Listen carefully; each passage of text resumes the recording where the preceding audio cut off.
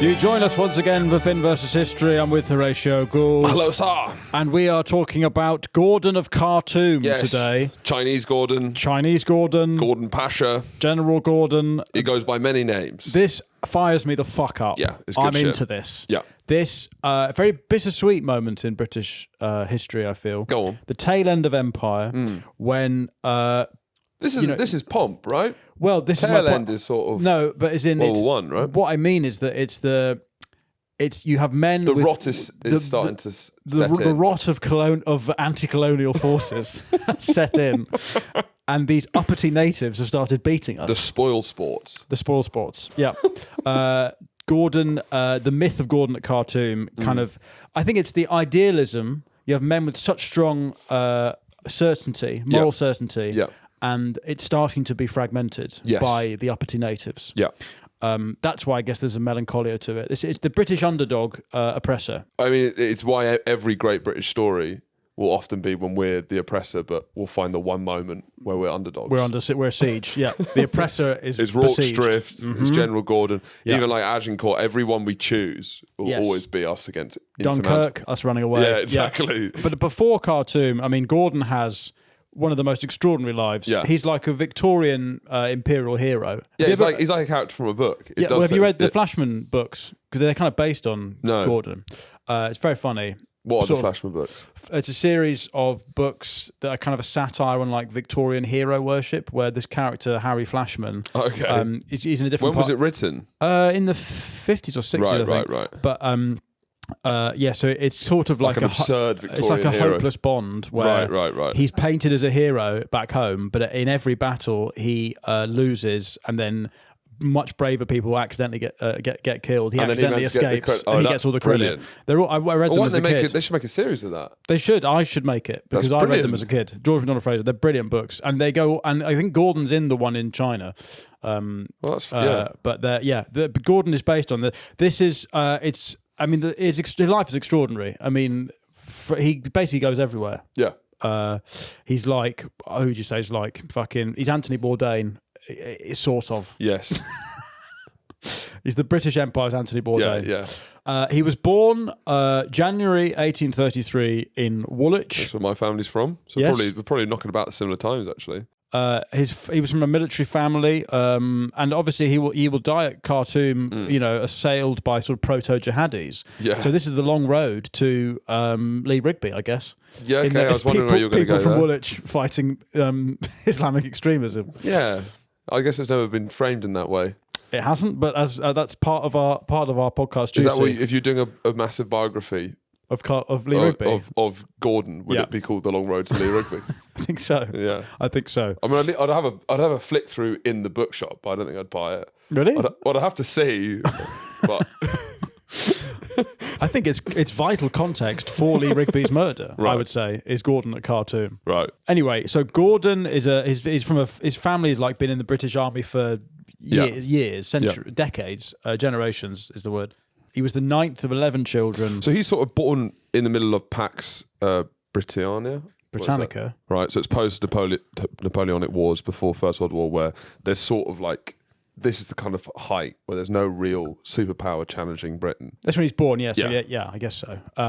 But he's obviously a sort of military kid. He goes around the empire as postings, and then he comes back to Woolwich, and he sort of joins them as like an officer cadet. And he's a fucking cheeky chappy. Sure. From a young age. He would ding-dong ditch the servants of Woolwich. What is ding-dong ditch? I don't know. Charlie, can we Google what ding-dong ditch is? Right. You ring a doorbell and then you run away as quickly as possible. Okay. So he's sort of antisocial behaviour, really. Sure. You ever been ditched? No, I don't think I ever was ditched. You have been ditched. I bought like 12 people around a donuts, like from Krispy Kreme, and then I came out and no one was. Got ditched. I mean, it's brutal. Did you eat all the donuts yourself? Yeah, that's what I would have done. Oi, lads, let's ditch him. And then they kind of bullied me on MSN afterwards. Oh. Afterwards? They said I wasn't being myself because it was the first time that we'd hung out with girls, and then apparently I was really shy. He would prank the Woolwich cadets that were nicknamed the Pussies. Right. Because this is relevant to me because we're currently trying to move my daughter away from calling her vagina a front bum, which we find gross, but she's adamant. One of her friends hilariously calls it a gina, but says it like Trump says China. China! Mummy, my China hurts! China! I got a China! It's very funny. Very, very funny. Went to a kids party. Piss party? Went to a kids party with her this weekend and she was just in the back of the... Not a piss party. It was a soft play party. Not a piss party.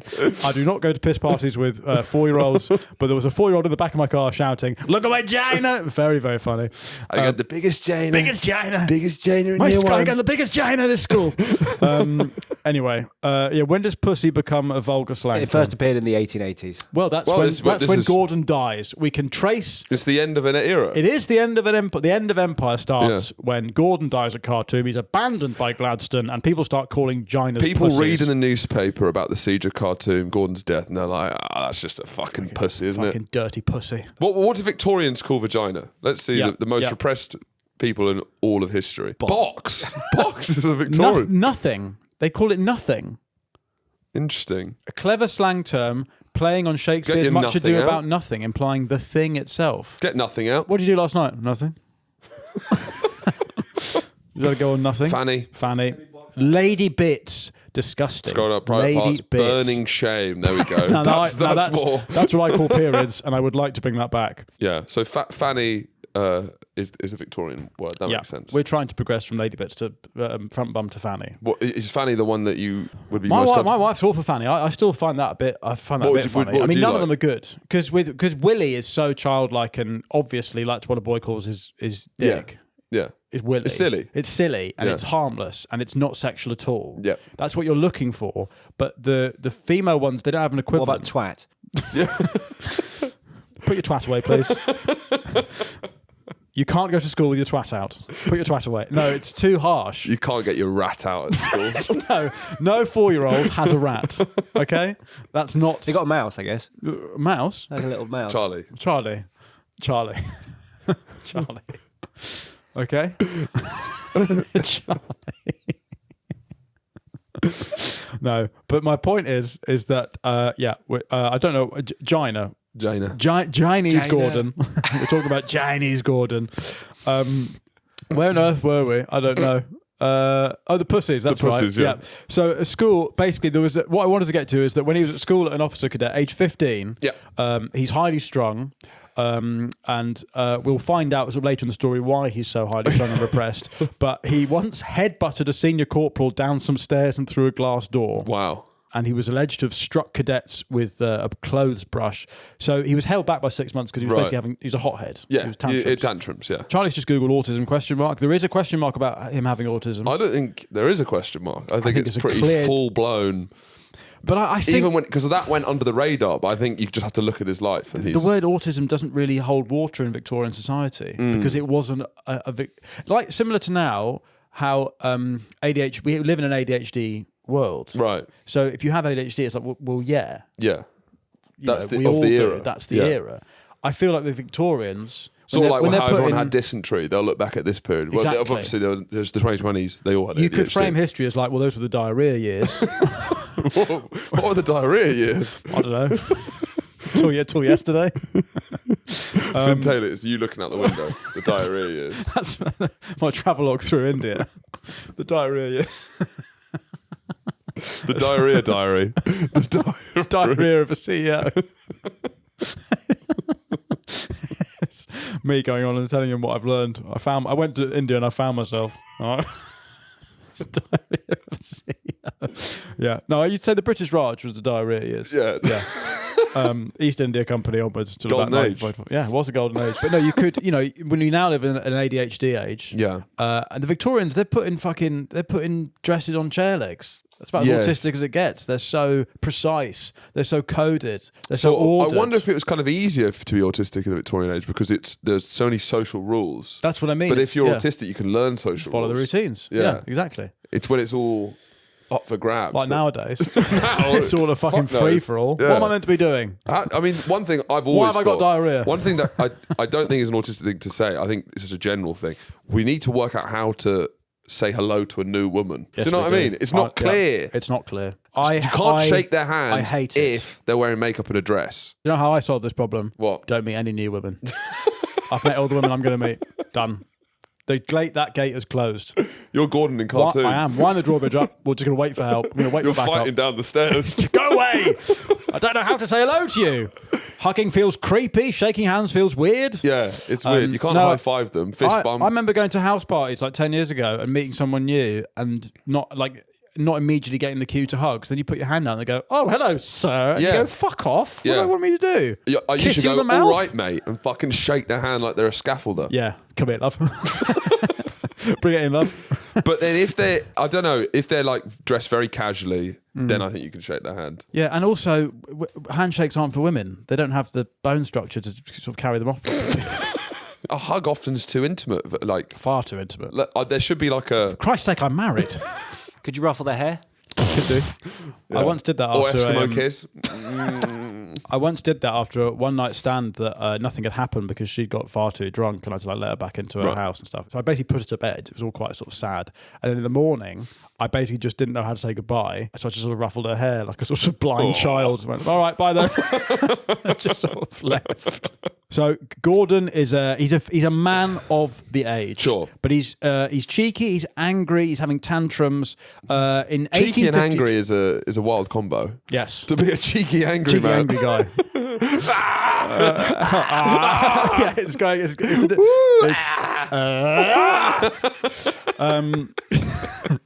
That is, to be fair, that is Changry. I'm quite like that at home sometimes with the kids. What, you're when changry? The cheekiness bleeds into just put your twat away. For God's sake, put your rat away. So what would be very funny is to call it a front twat. That's a front twat as away. a back twat. We have guests over. Put that front twat away. Put your front bum away and put your pants back on your back twat. Yeah, back twat. I like back that. Twat's great. I'm not gay. It's a back twat. And this is the point to get back to the plan. 1852, General Gordon becomes second lieutenant in the Royal Engineers. Yeah. He becomes, now this is around 21, he basically becomes an intensely religious man. Yeah. And this kind of defines his character. Yeah. I see myself a lot in this next sentence. Right. He particularly dislikes dinner parties, preferring physical hardship to socialising. Yeah. That's me all over. Yeah, he's a real man of the age. That sort of like get out stick there, him up. stick him up. Yeah. He's cold plunging rather than speaking. He certainly to people. earned his moustache. Do you know what I mean? No man's earned their moustache more than this. No. I don't like parties. I would rather just sort of go for a run. And then eat far too much. Right. He's absolutely begging for a fight. The entire something we see throughout his career. He's always asking someone, "Please let me get out. I want to smash whoever we're smashing right now." Let's go. And this is what I'm talking about when I mean there's a sort of melancholy to him because he's born in the peak of the empire, and yet he kind of comes of age just when it starts when no victory is a foregone conclusion anymore. And we start losing stuff. Well, do you think he was born a little too late? Like by 10 years almost, I think. Right. And this is how you empathise with him then? Yes, because I feel I was born 110 days too late. Anyway, Gordon's initially sent to Corfu, but he's so eager to fight, he lobbies the War Office to be sent to Crimea because in 1854, it's all kicking off over there. And he wants to let me at him. Let me at him. Now, the Crimean War, this is part of the Great Game. Yep. This is when Russia are in their imperial pomp. Yeah. And it's basically a fight between Britain and France and Russia to sort of protect British interests in India. I think. There's a constant territorial disputes just moving around Central Asia into India. And I think they just choose Crimea as the field to sort it all out. Yeah, basically. Yeah. Quote, "We do not, generally speaking, like the thoughts of peace. I expect I shall remain abroad for 3 or 4 years, which I would sooner spend in war. There is something indescribably exciting." He's desperate for death. Now there's He's got a death wish. There's a debate about whether he has a death wish or not. He assumes he will die in war. He wants a glorious death. Yes, yeah. As we'll see. I guess there's hubris to him. Yeah. I suppose. Anyway. Isn't hubris saying, I will never die? If he's like, I want a glorious death and gets a glorious death, that's not hubris, right? No, but I feel like there is some kind of Greek word for, there's a sort of dramatic irony within his story. Like he's I don't know. I wonder if there isn't a dramatic, because normally there's dramatic irony where someone's just too egotistical and they get taken down for it. But he kind of gets exactly what he wants. Do you know what I mean? He sets out saying, I want to live this life. I want to die in a blaze of glory. Yeah. And he gets that exactly. Yeah. So what's that? That's just... Sorry, just to give Charlie his dues. Yeah. He gets sent to Corfu initially, Gordon, and so Charlie just Googled Harvey Price, Corfu. Yep. And what was the joke you thought of? What today? Yeah. Very good. Anyway, Gordon gets sent to Crimea finally, and he arrives at Balaclava. Is that where the balaclava comes from? It must be. Let's just double check. Because we had this problem with scone before. The balaclava originates during the Crimean War. It's named after this battle here, where British troops, lacking proper winter gear, wore hand-knitted face coverings to protect themselves from extreme. So something that's become so appropriated by the IRA, right? British. It's British. Well, I love that. I absolutely love that. My culture is not your costume. Yes. IRA. That's ours. Kneecap. That's hilarious. That's fucking hilarious. Imperial Crimean War. That is an imperial British military dress that you're wearing on stage, saying "Get the Brits out." Yeah, hilarious. He says without laughing, with a lot of venom in his voice. Hilarious. Absolutely. That's fucking hilarious. That's delicious. I'm going to start an anti-Irish English rap group called Shinbone. I'm going to try and get on after them at festivals. I feel that's harder to field clear. It's harder to get off the ground. I think English people doing anti-Irish music now, I think that's quite hard to... It's hard to find an audience for that. Kneecapper, I saw a story where the guy's he's in Japan and it's so funny because he's like, I never thought we'd fucking play Japan. Yeah. Why on earth are we playing Japan? It couldn't be further away from what we're singing about or even the language. So he arrives at Balaclava and is he a fusilier or he's an engineer? He's a military engineer, so he's basically building shit while he's out there. Yeah. So he's sent up to the trenches. He is a junior leader in a night operation on the 14th of February. He's basically meant to build like a sort of connection between two outposts. And it's Valentine's Day, this is probably how he'd most want to spend his Valentine's Day. It genuinely is. Yes, because definitely. there's a large, his sexuality is a constant, or lack thereof. Yeah. There's a constant theme throughout this this series and his life. My sense is that he's a non-offending homosexual. Right. Because in this era, it is a crime. That was a phrase. So that's not what we're saying it should be. We're just saying... No. Sorry, we're taking ourselves back to the spirit of the age. I'm using the words of the time. Yes. You would be a non-offending homosexual. Yeah. He's decided honourably, I am a homosexual, but I shall sheath my homosexual sword. Yeah, for the good of society. For Queen and country. Yeah, I'm going to holster my back twat for the good of society.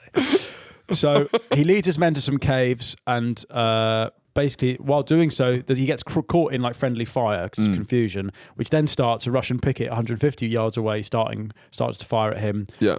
But his cool competence impresses people. He has this. So even though this operation is kind of a fuck up, it's just his ability to deal with. Which is where the whole Flashman thing's come from, because it's like he's just sort of careering blindly into situations, getting it wrong, and then somehow sort of escaping. Yeah. But this is where we first get a sense of his kind of.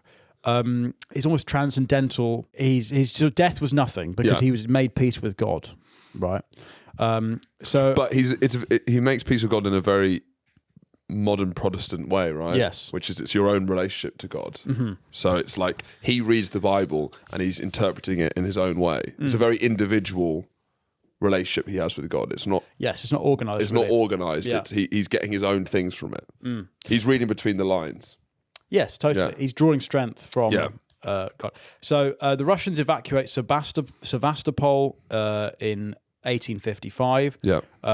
Gordon writes, I saw a splendid sight. The whole of Sevastopol was in flames. Great explosions took place while the rising sun shining on the place had a most beautiful effect. He gets off. He loves it. On war. Well, I mean, he must be, the cum must be bursting out of it. So any of this It's got to go somewhere. It's got to go somewhere. What is it, Charlie?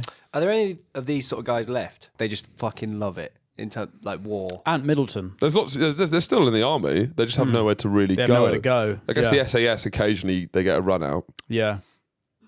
That's what I quite like. With the Trump thing in Venezuela, I'm like, these the boys are getting a run out. Yeah, it's just nice to get them. Because these guys, you don't want to keep them. It's not their fault that they did it, because if you're a Delta Squad member, you're not meant to think about the geopolitics of it. You're also not really meant to be in normal society. I think it's sort of like it's a prison, really. It's get these guys away, doing stuff. Yeah, not saying it was right or wrong. It was nice to see. It's like an XL bully needs a fucking walk. Yeah, do you know what I mean? You got to walk that dog. You know what I mean?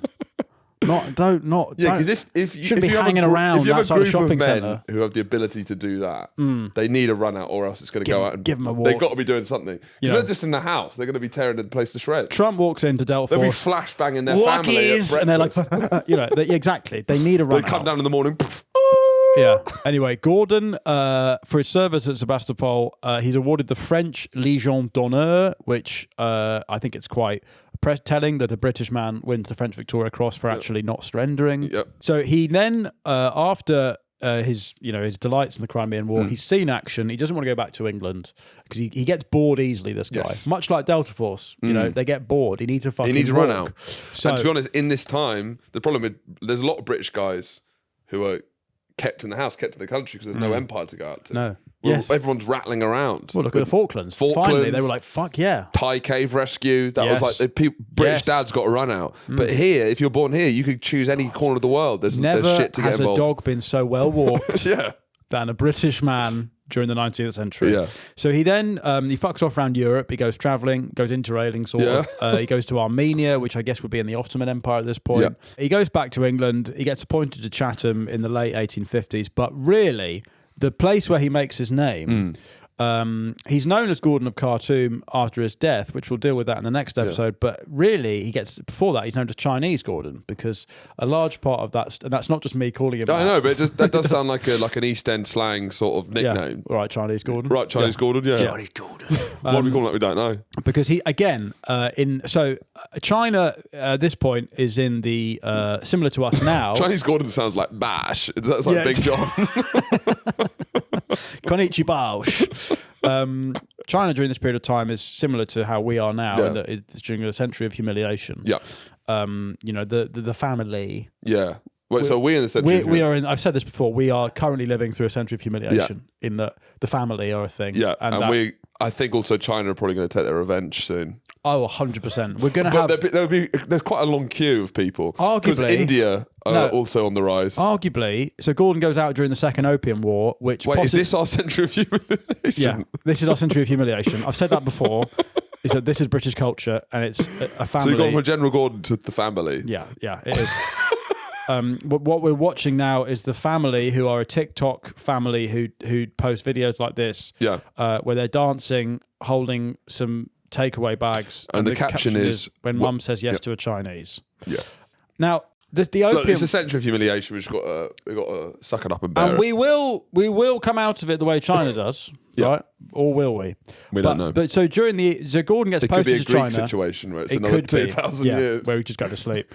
But so we're in the Second Opium War. Now the Opium Wars were basically the English and French forcing China to open up their ports to exchange drugs for silver. Yeah. Now, opium was banned in China, but the Brits basically fought them twice and then made them buy it. We made a drug epidemic to make a market. Yeah, we introduced fentanyl into China in order to we could sell fentanyl to them. Yeah, exactly. Yeah. So we wouldn't sell it in our own country. It's one of the harder ones to justify the Opium War. No, we can't sell opium to our own people. We've got to drug the Chinese so that they pay for it. It's one of the more cut and dry. Don't shit where you eat. Sell drugs abroad. My point is the British Empire acting like a cartel, but because they've got moustaches very clean, you can kind of get away with a lot. Now what's happening is that in the way that we forced China to buy opium, China have forced us to into TikTok videos and brain rot. Opium of the masses. The opium of the masses, exactly. So we are now kind of, I frame this century as a sort of a reverse opium war. Well, they're making us all brain dead and exactly. past. And it's banned over Watching there. The family. Yeah, exactly. No, they got their own version. They got their own version, but I imagine it's more respectable. Definitely more controlled. You know, is there a family out there?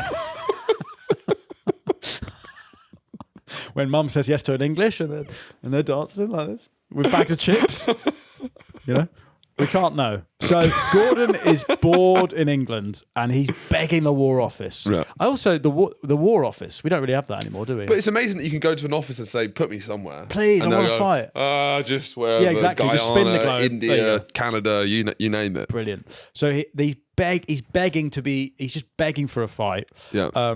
Wherever the British are seeing action. So he receives a posting to China during the Second Opium War, and he arrives in China. Now, Britain at this point is mainly protecting Shanghai. Because China was never a colony, but we just had like key ports like Hong Kong, Shanghai. We had international cities. Yes. Yeah. He gets posted during the Second Opium War, and then during the end of that war, there is the destruction of the old Summer Palace, which is ordered by Lord Elgin of marbles fame, I imagine. So obviously not all antiquity is created equal in his head. And Gordon takes part in the burning of the Summer Palace, but is also regrets it greatly. Oh, damn. Is it still in ruins? Yeah, well, yeah. Because they made a new Summer Palace, wasn't it? So this is kind of I think pretty naughty. Is this maybe the sort of symbol of the century of humiliation for China? Yeah. It's their Parthenon being burned. And does it feel like the kind of colonial rot is really starting to set in, where it's just starting to get a little, the romance of the Napoleonic Wars is now descending into kind of like pretty... Selling drugs to the Chinese. Yeah, exactly. Yeah, it's not quite starting to... And even like, the Nelsonian period, all of that, there was a bit more of an idea to it all. But that's what I mean, is that Gordon is of that. Yes. He has the moral certainty. He's part of the romantic era. Yeah, and he has that moral certainty of someone who was born 100 years previously, and yet it's starting to get a bit icky. It is getting icky, yeah. With the Opium Wars over, Gordon now becomes involved in a conflict that had been going at the same time, which is we should do a series on because it's mad. It's the Taiping Rebellion. I don't know much about the Taiping Rebellion. The Taiping Rebellion is very funny. It's one of the most brutal wars in history. Yeah. Again, that's because it's in China, so there's just a numbers to it. Yeah, it's stat padding in a way. Divide by 10. Exactly. Then have a look. The Taiping Rebellion went on for 30 years, maybe, as a civil war. Divide by 10, and then 30 years. What's that in? Yeah, exactly. In Chinese, yeah. There was a guy called Hong Jiquan who believed that he was Jesus' younger brother. Much younger, I imagine. Much younger.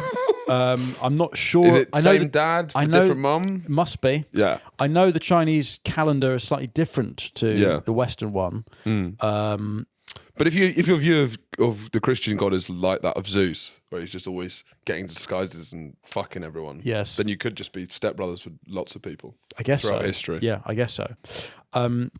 Now the and 30 million people might have died during the Taiping Rebellion. Yeah, it's brutal, and that's a lot. Now they are. I'm not just saying this as a slur. They are called the Qing dynasty. Yep. So I will be referring to them as the Qings, but that's not a slur. Yeah. That's academic, right? So these fucking Qings.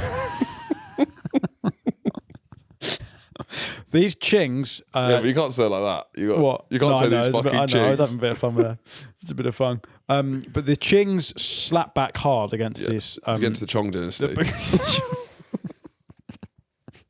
Is there actually a Chong dynasty? I don't know. Because there's Chongqing, which we've talked about before, is a very funny name for a city.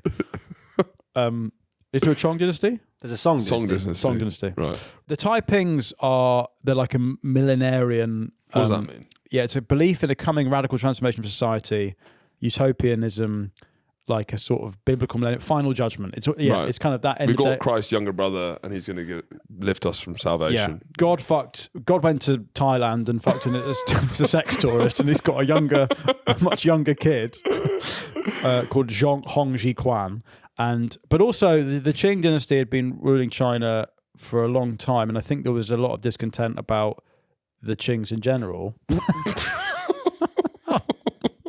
Well, there's discontent about the Qings. Yes, there's a lot of discontent about the Qings by the Chinese people. So I think the Taiping Rebellion, I don't know how many people were like signing up because it was a Christian or sort of Christian thing, or whether they just hated the There's a lot of other rule. factors going on. Yeah. So my point is that Gordon quite quickly gets assigned to protect these interests like Shanghai and Hong Kong, because these are sort of international cities. Yeah. Dubai. You'd have people moving to nowadays. You have influencers moving to Shanghai. There, being motivational speakers. Oh, it's so great. The weather's brilliant, and there's zero culture, and everything's glass. Yeah. And I can't stand outside for more than 10 minutes. There's no tax because of all the slaves. Yeah, isn't it brilliant? you abolish taxes and just use slaves. The West has fallen. Like there's so many taxes, but it's much better over here with all these slaves. Yeah. Anyway, so the Qings lacked a standing army. They're sitting down. Yes. Yeah. All the terracotta. Yeah, of course. It became a sort of regional defence. So it was all like a mess of independent armies. And Gordon's one was called, amazingly, the Ever Victorious Army. It's very much of the age. Well, things in China are they have good names. They do actually. I don't know if it's a translation. Yeah, like thing. 100 victories forever, eternally, or something like that. Yeah, or the Great Leap Forward. Yes. Or all this stuff it's so number one best policy ever. Yeah, it's named so with such grandeur. Yeah. But the Ever Victorious Army is kind of a hybrid force of Chinese soldiers, staffed by, officered by Europeans. It'd been organised by this American adventurer called Frederick Ward in Shanghai. And his successor, Henry Bergevin. What, do we have adventurers now? Well, that's what you could be an adventurer. Well, it's Anthony Bourdain, isn't it? No, Ray Mears isn't an adventurer because he's in the home counties trying to make a fire out He's of a bushman. He's bushcraft. Yeah. Bear Grylls? Mate, no, but he just wants to run away. Well, actually, do you know what? It says British adventurer on there. But the problem is you can only be an adventurer if you're making content. Top Jaw. I don't know if they're... maybe they're adventurers. What else? They're the closest thing to Gordon we've got, I guess. So. Yeah. Gordon's going to Shanghai and saying, what's the best ramen? You have to have YouTube content if you're an adventurer now. Basically. Yeah, it's those guys who around abandoned cities. Yeah. Henry Bergevin is the successor to the Ever Victorious Army, the head of the Ever Victorious Army. He is an unreliable, arrogant, alcoholic. Now, it says in the script racist. But we don't know. No, and what I have heard is that he didn't make efforts to hide his racism, which is not the same thing. Go on. Am I telling the truth or am I not telling a lie? Do you know what I mean? Yeah, okay. You're saying he was too honest. Too is maybe too strong a word. He was honest. He said it like he saw it. He shot from the hip. Right. You know? He did not make attempts. But if you're noticeably a racist in this age, what are you saying? Do you know what I mean? Yeah. When everyone's unbelievably racist. Yeah. If people are like, the extremes must be extraordinary. My God. Wind it in a bit. Henry, God's sake. We're all racist. Yeah, we're all like a racist. We're all a bit of fun. We don't have to fucking, He's probably doing the eyes, I guess. Yeah, I guess. But more so, it must be, I don't even know where you go. Yeah, because everyone's doing the eyes. Yeah, so I think it's like unlike other forms of racism, anti-Chinese racism is much more physical in its manifestation. In that, eyes, teeth, and then I think maybe the next step is like a little walk. Like a waddle? Don't do the walk. Just do it sitting down. Don't get out your chair to be racist. That's where I think... We can sit here, drink gin teas and be racist like gentlemen. Yeah. Don't get up and do a big act out. Yeah. It's unbecoming. It's too much. It's too performative. How would a non-white person do Anglophobia physically? It's Tuesday. No, there'd be the nose, wouldn't it? It'd be like there's posh and there's working class. They're very two different. This is what's so brilliant about the Brits is that we're so obsessed with class that we you can't really touch two nations because it is two nations under God. Yeah. in that we can deflect any Anglophobia as going, well, that's not me, that's those povos. Ethnic slurs for white people. Which currently teapot. Apparently that was used by white people in colonial Rhodesia. So that's the opposite of what we're looking for. Hillbilly, honky. Yeah, gammon. Honky, yeah. Cracker. Yeah. Gammon. I guess gammon pisses white people off. It does, yeah. So I think gammon, they found one that actually rattles the cage a little bit. Karen really rattles Karen rattles the cage. Yeah, Karen does rattle the cage. Yeah. They does. White men don't like Karen. What's great about Karen is it's one that white men can use. Oh, it's brilliant. Yeah. So it's the absolute... What you didn't remember is how deeply sexist we all are. Yes. Ha-ha! The final redoubt. You're a gammon. Well, do not call me that. That's ridiculous. Yeah. Don't be stupid. Come on. We're all having a bit of fun. Anyway, so now at some point, Li Hongzhang, who's the governor of Jiangsu province, he requests British help. Yeah. And so Gordon gets selected and he's nominated by the government. And this man, Lee, is impressed with Gordon, saying it's a direct blessing from heaven, this coming of British Gordon. He's a glorious fellow. With his many faults, his pride, his temper, and his never-ending demand for money, he is an honest man, but difficult to get on with. Honest man, difficult to get on with. That is autism, right? That is, yeah. Too honest. You just say what you know. Which again, you don't read social cues. We could say of Henry Bergevin being not hiding his racism. I'm too honest. I'm difficult to get on with. Is it honest if you're doing a walking act out? a Chinese waddle as well as the eyes and the teeth. What is the waddle? I'm being honest. I don't know. You could do the. Can you do it? No, I can't do it actually. But I nearly did. It's escalating, isn't it? So you start with the teeth and the eyes, which we're not going to do, and then you get up and do it. Maybe how do you escalate from there? How do you build on the racism that you've already found? I know what you do for like a Japanese noblewoman with the feet together. Yeah, and you could do that little walk. And maybe with the Japanese, you do a little giggle, and you'd bow. There's lots of things you could. I don't need to. You know. If you would like... You could lead a horse to water, but you can't make it come. If you like the masterclass that Finn's running on... Yes, I will be hosting my racism masterclass inside the racist studio. You can lead a horse to water, but you can't make it racist. Yeah. Anyway, so Gordon takes over in Jiangsu on the 25th of March, 1863, commanding nearly 4,000 men. Now, maybe we should place this, because we haven't placed this quite yet. 1863, after the Crimean War... Before Jack the Ripper. I was going to say before Crimea River. Oh, yeah. Justin Timberlake. Yeah. Commanding about 4,000 men, and Gordon imposes strict discipline from the start. So he doesn't like any looting, which is kind of customary in Chinese warfare because that's how they get paid, is looting. And this is a real problem. He bans hard liquor, which is odd because I think there's a lot of rumours about him being an alcoholic himself, but maybe that might be later. And this is where he gets his sort of main idiosyncrasy, is that he's known for leading his troops into battle armed only with a wicker cane. And the Chinese think this is like a magic wand. Right. But it is basically just like a sort of fuck off. Yeah, yeah. Get back. It's a schoolmaster with a cane. Now the Taipings... He's spanking their botties. He's spanking Chinese bosses. He's spanking Chinese back twats. Anyway, now the Taipings are notoriously cruel. They take...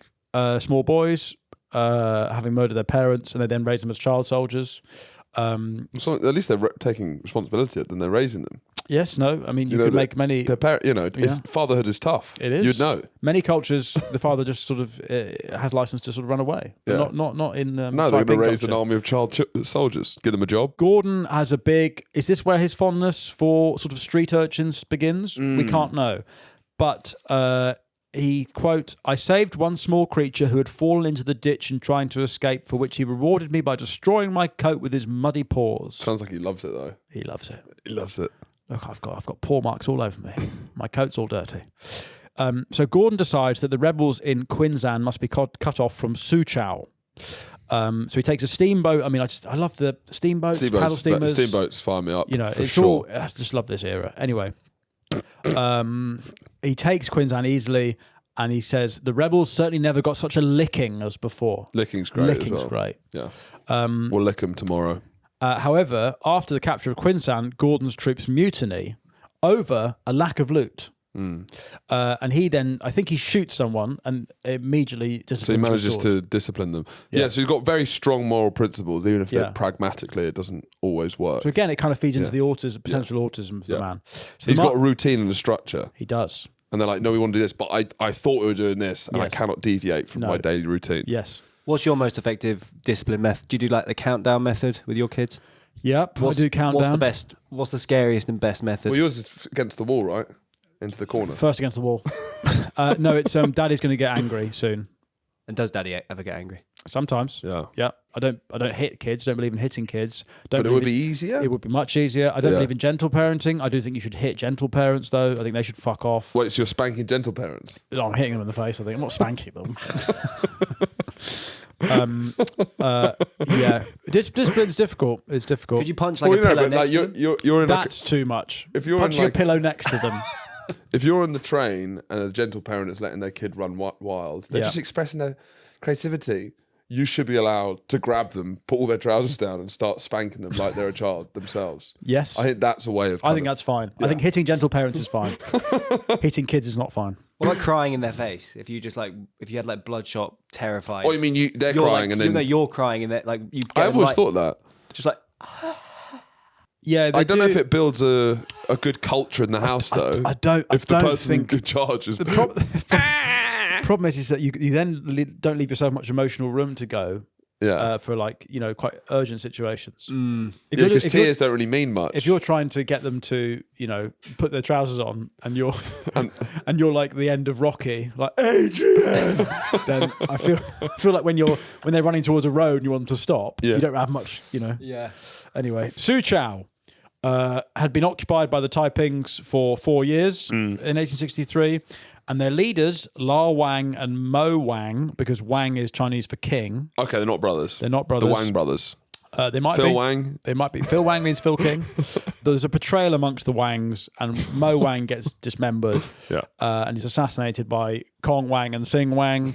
And Confusing. then La Wang escaped. I mean, listen, I don't know. It's fucking Number Wang. Wang. It is Number Wang. It is Number Wang.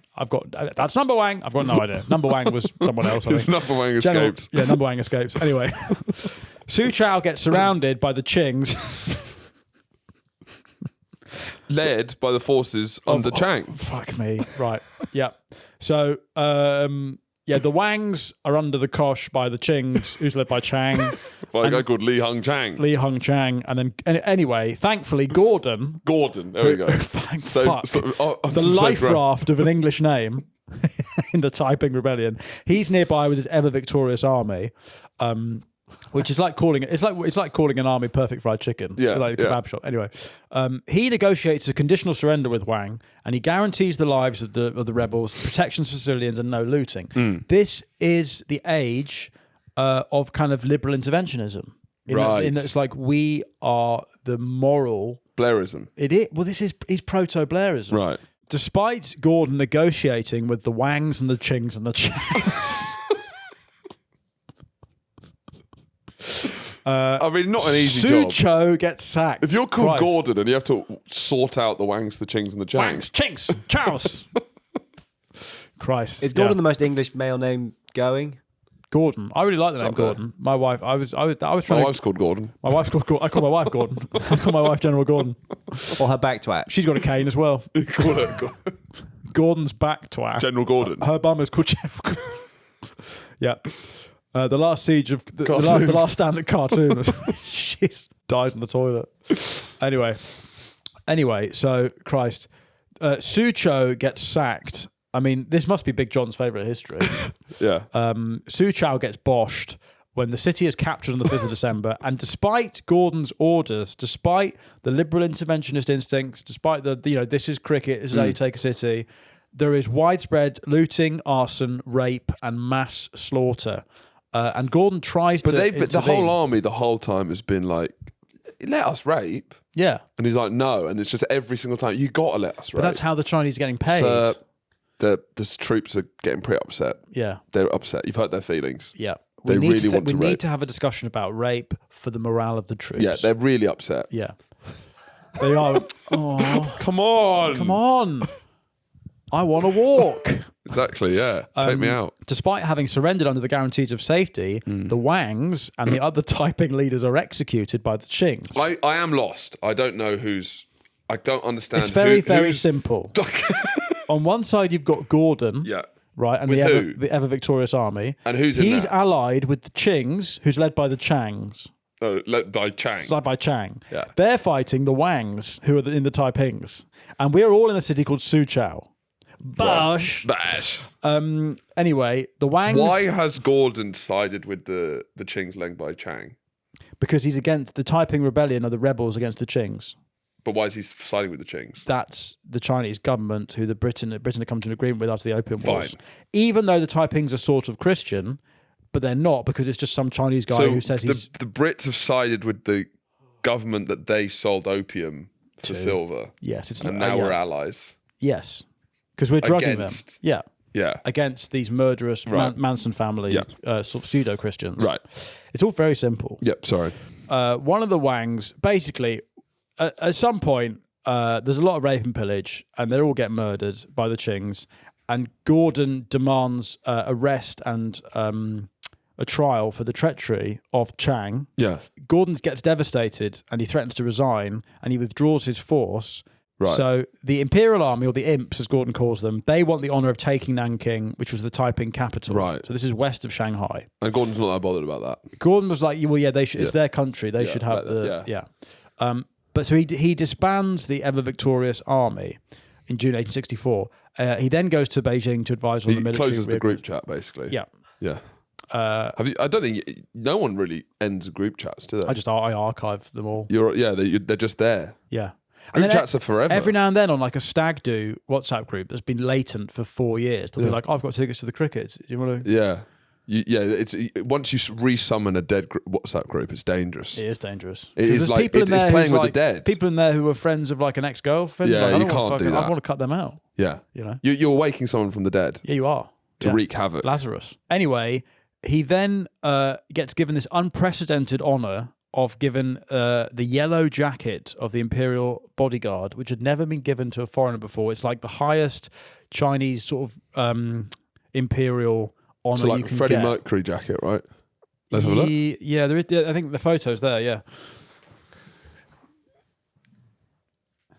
Well, what's interesting is there's now a movement. So you know the kind of whole weeb movement. Well, that's what I'm saying. Is this is kind of he's not a weeb though, because weeb is white guys obsessed with Japanese culture, and because basically there's an oversaturation of white guys obsessed with Japanese culture. Yes, there was a moment where it was a bit niche, but now they're flooding Japan.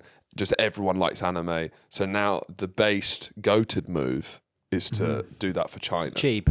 Yeah, a cheeb, to be a cheeb. Which is a very good name, actually, for a front bum. Put your cheeb away. Cheebs look down on weebs, is what I'm saying. I've got 2 cheebs and a cheeb. Yeah. Sorry, yeah, you're saying that we should all get into Chinese culture. Well, I'm just saying that's where the movements go, and now it's kind of looked down. It's now seen as a bit gauche to be into Japanese culture. The Chinese culture's coming back. Do you know where that's coming from? Where? That's the current opium war we're fighting against the Chinese they're feeding TikTok. it They want you to become a cheeb.